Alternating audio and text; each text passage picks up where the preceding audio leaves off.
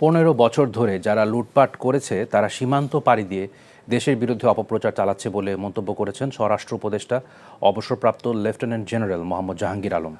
দুপুরে খুলনা শিল্পকলা একাডেমিতে বিভাগীয় আইনশৃঙ্খলা বাহিনীর সদস্যদের সাথে এক মত বিনিময় সভায় তিনি এসব কথা বলেন।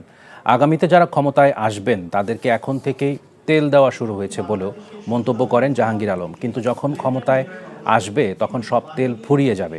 অনুষ্ঠানে আইজিপি বাহারুল আলম, খুলনা বিভাগীয় কমিশনার ফিরোজ আলম সহ কর্মকর্তারা উপস্থিত ছিলেন।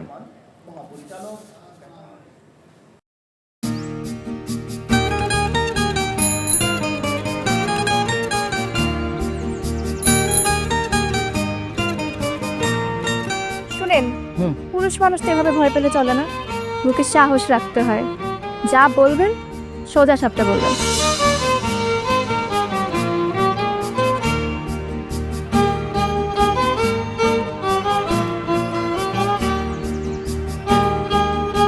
তো এই শীতে যে শীতের কাপড় ছাড়া আসছো, এটা কি ঠিক আছে? তোমাকে দেখার পর থেকে আমার জীবন থেকে শীত, গ্রীষ্ম, বর্ষা সব চলে গেছে, শুধুমাত্র তুমি আছো।